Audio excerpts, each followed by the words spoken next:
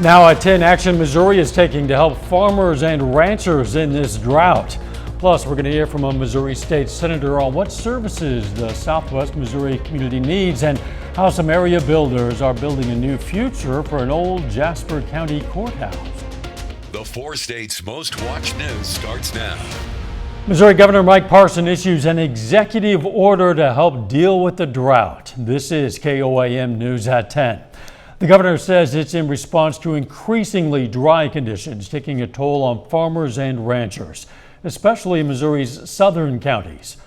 Among other things, the governor has directed the Departments of Natural Resources and Conservation to create a process for allowing farmers water access at state parks and conservation areas.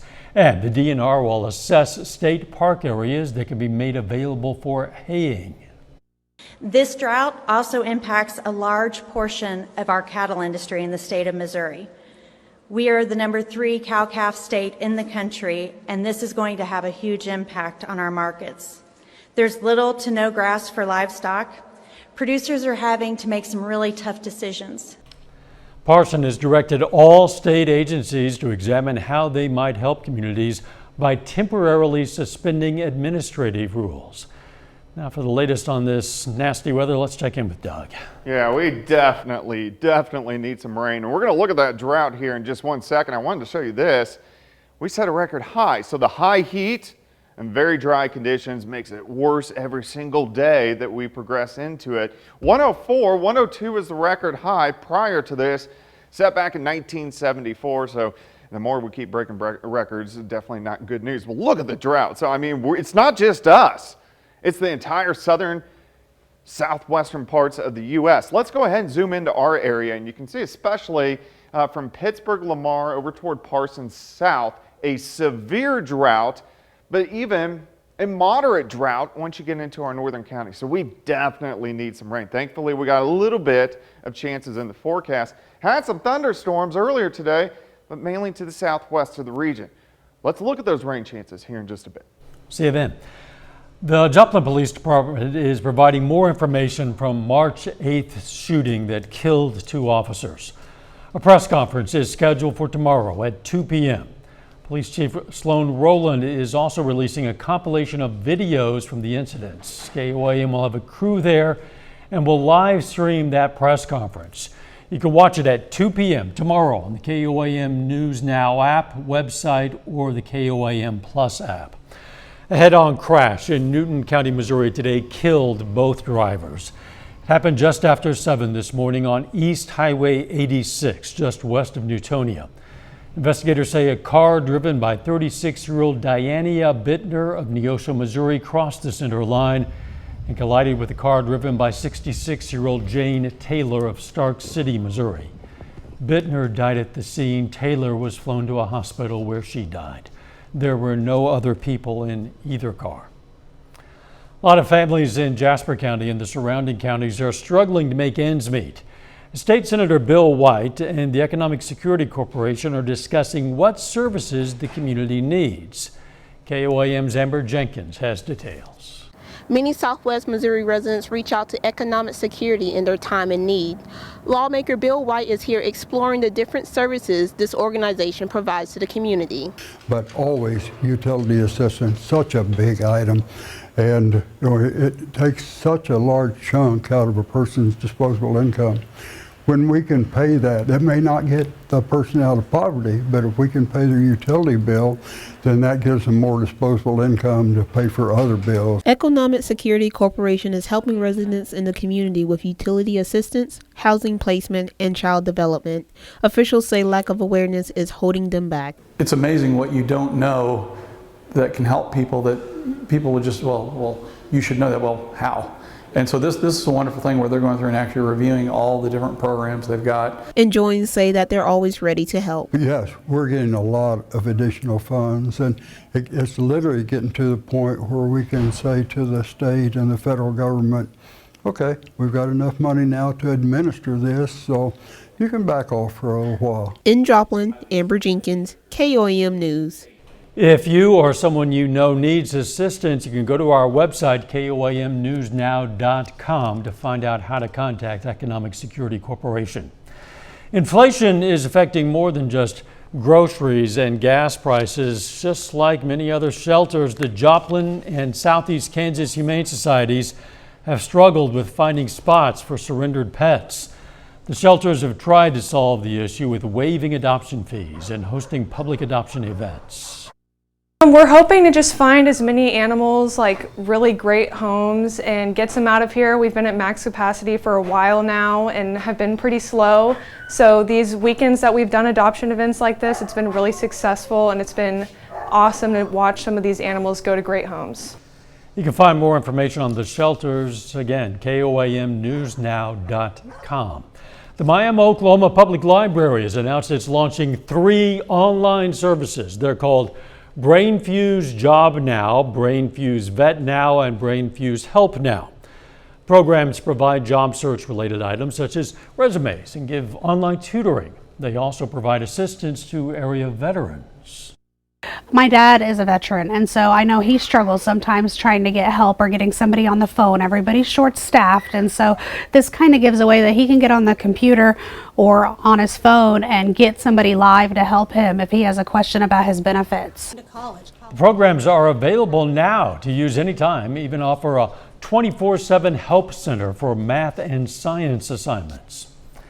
Red Oak 2, a community in Carthage, is growing with 2 new historic buildings. KOAM's Yana Hadula takes a tour and shows us some of the progress. Red Oak 2, a recreation of a town Red Oak in Missouri, is getting a new addition. Larry Cernick recently purchased an old building that served as the first courthouse in Jasper County in 1840s. One of the options was to just demo it and use the space for my house in the future, and I just hated to see that happen. Jonathan Sheldon, whose family owned the cabin, is happy it can get a new life at Red Oak 2. And my dad ran the old cabin shop that was on the property there, as well as the courthouse. It will be the oldest building in the village, which is a recreation of the village of Red Oak, as remembered by Lowell Davis. Davis, who has passed, grew up in the real village of Red Oak in Lawrence County. This will make a great fit there. It'll actually be the oldest building that we have at Red Oak 2, this cabin once we get it there. And the goal is to try to make them like they were when they were first built. The cabin was taken apart and transported to Red Oaks 2. Danny Pippin is helping with the project. He says rebuilding will begin soon. I built a lot of log houses. But this in here, all the log houses I built are new log houses. This in here is the first old log house that I actually will have moved and put back together. The crew says they are planning to have the cabin ready for people to see later in the fall, after the Red Oak Festival in September. In Carthage, Janna Hautala, KOAM News. You can visit Red Oak 2 just outside of Carthage, and if you're interested in the festival, you should know that's scheduled for September 10th. Coming up, why Missouri Governor Parson is planning an international trip. Plus, the House Select Committee investigating the January 6th attack lays out what the former president did and did not do during the assault on the Capitol. I'm Skylar Henry with the committee's final public hearing of the summer. Missouri Governor Parson and First Lady Teresa Parson will travel to Germany and the Netherlands next week to promote Missouri international trade. The governor's office said in a statement that Germany and the Netherlands are important trade partners for Missouri, with more than $902 million in Missouri goods exported to the 2 countries last year. The trip is funded by the Hawthorne Foundation, a Missouri nonprofit organization. The January 6th committee held its 8th hearing in prime time tonight. Committee members went over then President Trump's refusal to quell his supporters' violence on Capitol Hill. Reporter Skylar Henry is there with details. The House Select Committee investigating January 6th detailed former President Trump's inaction as his supporters stormed the Capitol. This man of unbridled destructive energy could not be moved, not by his aides, not by his allies. For more than 3 hours from the time Mr. Trump finished his speech to when this video was posted. So go home, We love you. You're very special. Aides say the president sat in the White House watching the violence unfold. And who on the staff did not want people to leave the Capitol? I can't think of anybody. What about the president? Yeah. She said the staff. Two administration officials who resigned told the committee that Mr. Trump ignored multiple pleas to call off the attack. If the president had wanted to make a statement and address the American people, he could have been on camera almost instantly. Former Deputy National Security Advisor Matthew Pottinger said he resigned after seeing Mr. Trump's tweet attacking Vice President Mike Pence. I simply didn't want to be associated with the events that were unfolding on the Capitol. Pottinger said the tweet added fuel to the fire, and as the mob moved through the Capitol, Secret Service agents protecting Pence started to fear for their own lives. There were calls to say goodbye to family members, so on and so forth. The committee's vice chair, Wyoming Republican Liz Cheney, announced additional hearings will be held this September. Skyler Henry, CBS News, Capitol Hill. As for the missing Secret Service text messages from January 5th and 6th that the committee wants to see, the Department of Homeland Security's Inspector General is conducting its own probe and asked the Secret Service to stop its internal investigation. The IG says any wrongdoing it finds will be referred to the Justice Department for possible criminal charges. A little bit later, firefighters provide advice on how to stay safe in this heat. Plus, with the heat, we could use some rain. Will we get any? We're going to look at that coming up.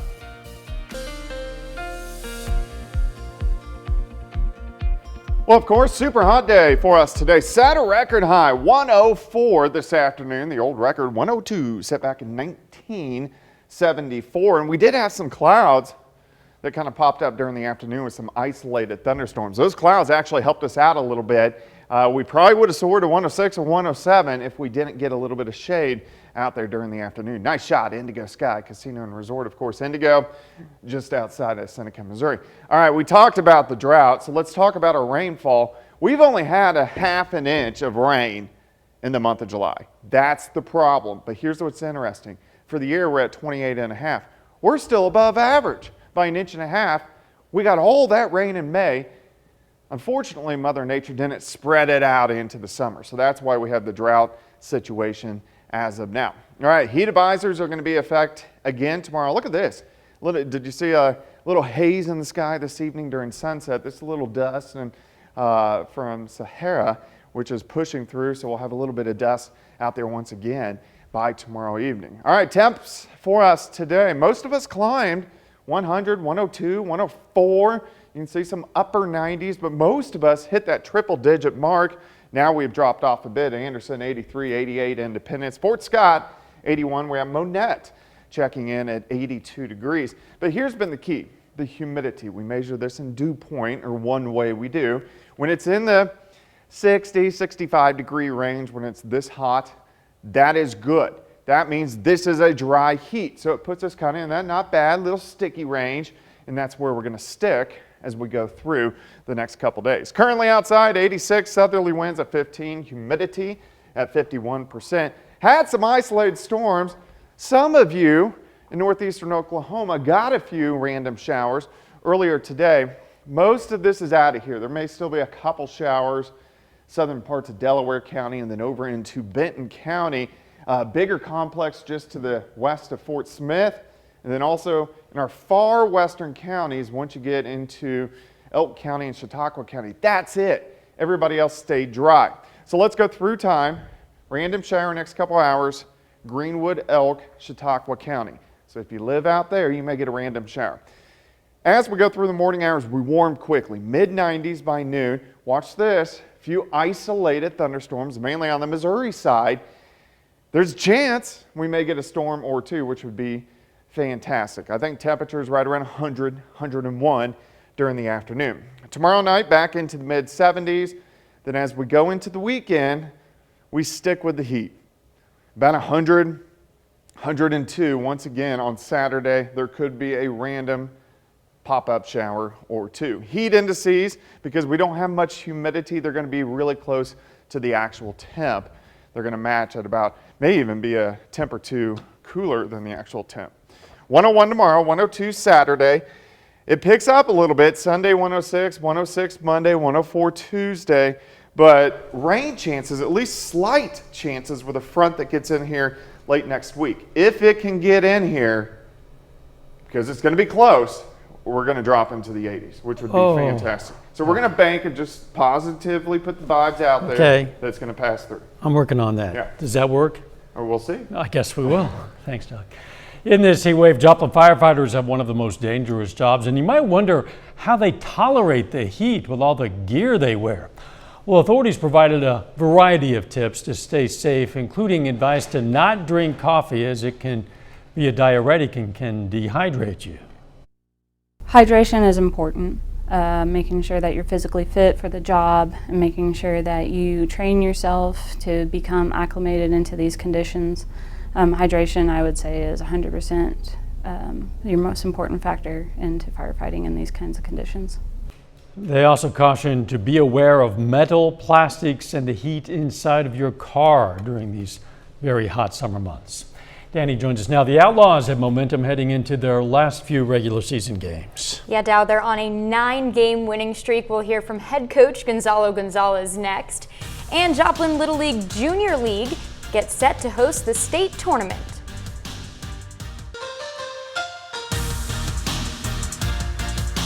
The Joplin Outlaws have secured a spot in the 2022 playoffs, but the work is far from over.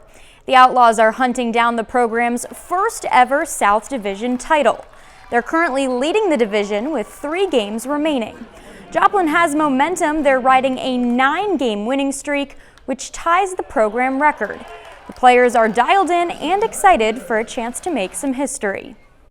I am extremely happy for this group. Like I've said time and time again, they've come together to play the game selflessly, and they're not getting out of their swings. They're not walking too many guys as of late, and they're making other teams earn their runs. And that's the key for really good baseball. I think we have the position guys to get it done, and I think our pitching is riding high at the moment to be able to get the job done as well. Streak on the line tonight on the road facing Jefferson City. The Outlaws fighting to stay in this one. They trail 14-6 in the 7th inning. Carson Carpenter has a 2-run home run. The Joplin Little League Junior League team hosts the state tournament this weekend. They face Northwest in the opening game on Friday at 6 p.m. This will actually be the first time this particular group hits the field together.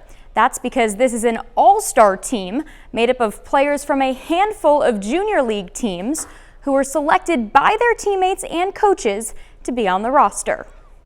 This is a very talented group of young men. They have a lot of skill sets that you want. I was very lucky to get this team.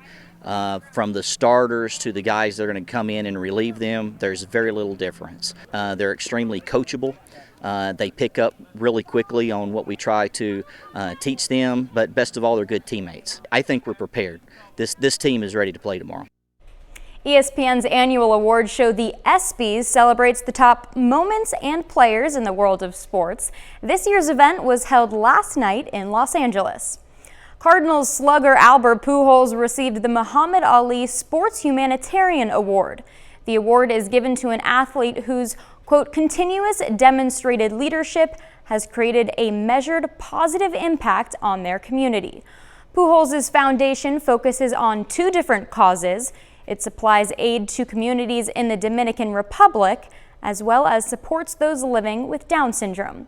A few other local teams and players won awards. The Chiefs and Bills overtime thriller in the AFC divisional round won Best Game, and Oklahoma softball standout Jocelyn Allo won Best Female College Athlete. That's a look at sports. We're back with more news after this. Take time now to honor a local veteran. Francis Morgan served in the U.S. Navy from 1952 to 1956. His hometown, Joplin, and we are proud to salute Seaman Francis Morgan, a 4-state hero. You can learn about lots of other heroes from all across this area, more than likely some from your own hometown. You can also submit a hero of your own anytime you like. It's very simple. You just go to our website, click on the link, KOAMnewsnow.com. If you went out to Third Thursday tonight, you might have had a chance to get inside the minds of some area kids and teenagers. Visitors got to check out a play written and performed by the area's youngest thespians from ages 4 to 15. The play is called Kidnapped in Calico Town, and it's about a detective who comes to the town in search of a missing boy. The nerves of being on stage didn't affect one actress. Definitely, you just gotta relax and not focus on anybody, because it doesn't matter what they think as long as you're having fun. The play was about 15 to 20 minutes long, and it was free of charge to check it out. A lot of people did. It's been hot out there, and it's going to stay that way for a bit longer. It is. The extreme heat, near 100 or just a little bit above over the next couple days, may increase a little bit by Sunday and Monday, but some better rain chances heading into next week, so that is something good to see. Final sports note. Still no final from the Joplin Outlaws game, but they're going to need a big ninth inning to save their win streak tonight. I saw her bending under the desk looking at her phone checking. I wanted a final score for the 10, but not quite yet. We'll get it soon enough. Thanks for joining us. We're going to leave you with more scenes from Third Thursday tonight in Joplin. Let's make it a great tomorrow. And I think the breeze helps a little bit too. Oh, no, I'm sorry, it's 100. See, it ain't near as hot as you said it was. We're almost